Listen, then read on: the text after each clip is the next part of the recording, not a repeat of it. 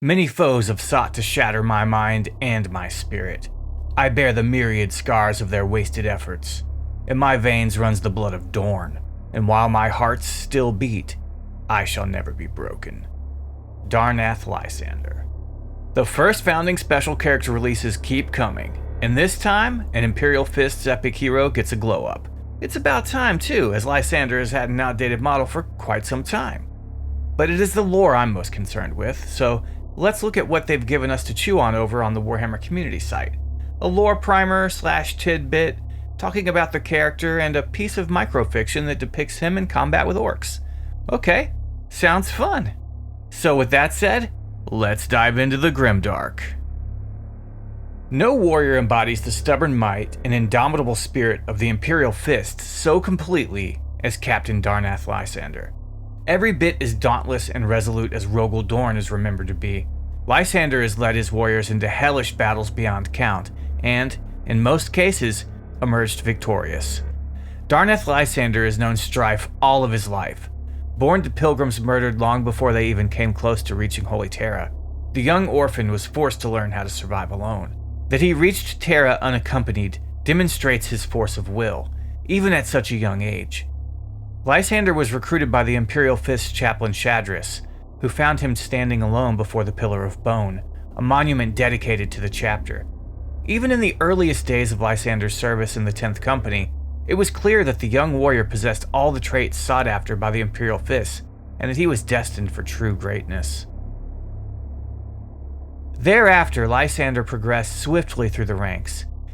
On Idano, while serving as a sergeant, he earned high commendation for leading a defensive action at the Battle of Colonial Bridge. He led elements of the 2nd Company to victory over successive waves of rabid heretic forces. His promotion to captain was earned for the boarding and capture of the Eldari vessel Blood of Cain. For many years he led the 2nd to war, his service in that position culminating in the bloody 3-year siege of Hadric Tor. Leading an assault on the planet's highest peaks, Lysander and his battle brothers set up teleport homers to allow the veterans of the 1st Company to launch a decisive assault. The traitors they faced conducted blasphemous rituals, however, which served to disrupt the warp. Imperial Fist Terminators materialized in solid rock, or were isolated and surrounded by teeming masses of enemies. Captain Cletus of the 1st Company appeared with half of his body merged with mountain stone, surviving just long enough to hand command to Darnath Lysander and bestow upon him his Thunderhammer, the Fist of Dorn. With this weapon in hand, Lysander led the survivors to a glorious, if bloody, victory. In the later years of the 40th millennium, Lysander was aboard the strike cruiser Shield of Valor when it disappeared into the warp. The chapter maintained a solemn vigil for centuries, hoping that eventually the lost ship would return to real space. However, eventually, Lysander and his lost warriors were added to the roll of the fallen, and an alabaster statue was raised in the Hall of Heroes aboard Phalanx. 1,000 years later, Shield of Valor returned over Maladrax, a stronghold of the Iron Warriors. Outnumbered and outgunned, Lysander and a handful of other survivors were imprisoned by warsmith Shantu and tortured. Lysander alone survived, escaping unarmed and unarmored to return to his chapter. Though his brothers were elated at the reappearance of such a renowned hero, their joy was tempered by concern. Had the captain been tainted by his exposure to the warp? The chapter's apothecaries, librarians, and chaplains subjected Lysander to every conceivable test of physical, mental, and spiritual purity. The returned captain submitted himself willingly to all of these examinations, enduring great suffering in the process. No trace of corruption could be found. Restored to his position as 1st captain, Lysander led a campaign of vengeance against the Iron Warriors, returning to Maladrax and engaging in a costly battle against Shantu's warriors. Though Lysander was able to recover the Fist of Dorn, Shantu proved elusive, escaping the captain's wrath on multiple occasions.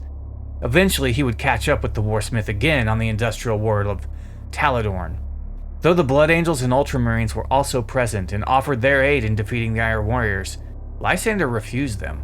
The Imperial Fists eventually crushed the Iron Warriors' resistance, but the losses among Dorn's Gene Sons were heavy. Lysander's pride and selfishness in pursuing personal vengeance saw him demoted to serve as captain of the 3rd Company. It would not be long, however, before he would be returned to his former command. when a space hulk infested with Tyranids crashed into the world of Drashin, Chapter Master Vladimir Pugh and a great number of the First Company raced to save the planet. Lysander and elements of the Third Company would arrive late in the conflict, and though the Imperial Fists would emerge victorious, both Pugh and the captain of the First Company were slain during the fighting. In the days that followed, Lysander emerged as an obvious candidate for Chapter Master, only to refuse the position. Instead, he was restored to command of the First, and has no intention of relinquishing this role again. Since the opening of the Great Rift, Lysander and elements of the First Company have been active across the segmentums Solar and Obscurus. It was Lysander who slew the orc freebooter Draknog Redfist, and turned the tide of the naval battle over Amarov. He led teleport and dropship strikes against the Necrons on the Forge world of Mons Magnifica, liberating a number of invaluable manufactorum facilities from the alien invaders. Of late, Lysander has been active in the vicinity of the former Cadian Gate, suppressing chaos uprisings on Hezephet and responding to calls for aid from dozens of worlds in this region. His suspicions have been raised by reports of renewed Iron Warriors activity. Though he has learned much restraint in recent decades, the First Captain still harbors a burning desire to find and destroy Warsmith Shantu. Perhaps such an opportunity will present itself. Captain Lysander has long favored Terminator armor and is an expert in its use. It was he who pioneered the use of Terminator Titanhammer squads, bespoke units armed with Thunderhammers and tasked with launching teleportation strikes on Titan-scale war machines to destroy them from within. In addition to his suit of armor, Lysander bears the relic storm shield Rampart and the Fist of Dorn, a relic power hammer once wielded by his Primarch. Okay, so that was interesting. Lysander is still the unbreakable wall of a man that he's always been, still hyper-focused on being indomitable and fixated on his missions. He's got no time to be the boss of everyone, just to crack heads. He's never been my favorite character. I prefer Tor Garradin personally, but he's growing on me more. The Fists are the soldiers. Out of every Space Marine Legion and chapter, the Imperial Fists were and are just straight up soldiers. Probably the single best soldiers the Imperium ever produced in many ways. And Lysander is a reminder of this. So that's cool that they gave us a lore update on him, but they also dropped a short story about him on the Warhammer Community site as well. And this time I didn't jump the gun and make the video before the second part came out, so we get to see Lysander in action, which is appropriate for such an esteemed character with such a glorious new model. The obdurate captain of the Imperial Fists First Company teleports into the thick of it. Reality swam into focus. The violent uproar of battle rose to drown out the screaming madness of the warp. Darnath Lysander felt the comforting presence of solidity beneath his feet. He adjusted swiftly to the teleportation, taking in his surroundings. He had emerged from the warp into a wide corridor. The rusty metal walls and walkway appeared to have been bolted together from jagged scraps of metal. Within a fraction of a second, he sensed the thrum of engines and reports of guns reverberating through the superstructure of the Gargant. Bright flashes of further warp translations illuminated the gloom. His battle brothers appeared amidst bursts of lightning. Lysander's Terminator armor flooded his mind's eye with augury data, targeting runes bracketing foes. Stunned orcs turned to face the newcomers. Stormbolter fire cut most of them down before they could so much as draw their weapons. The survivors grabbed for clubs, blades, and guns, bellowing as they hurtled towards the intruders. The walkway swayed beneath Lysander's feet, moving in time with the Gargant's lumbering stride. Ahead of the first captain, more orcs emerged from hatches and adjoining corridors, surging toward the Terminators. Lysander moved to meet them, the boots of his armor maglocking to the deck with each step. He smashed his shield into the face of the nearest assailant, splintering bone and sending the orc smashing through the guardrail and plummeting into the guts of the war effigy. He followed the blow by swinging Fist of Dorn at a second orc, caving in the beast's skull. A third strike sent another foe reeling. Concentrated bolter fire from Lysander's Titanhammer squad shredded the remaining aliens in the chamber. "Forward! We must find the command center," Lysander ordered. The Terminators slaughtered their way steadily through the guts of the metal beast, and their bright yellow armor was soon caked with gore. Eventually, the winding corridor sloped upwards, opening out into a large chamber filled with orcs. Some of them were hunched around control panels, tinkering with machinery. Others scrambled for weapons and rushed to meet the intruders.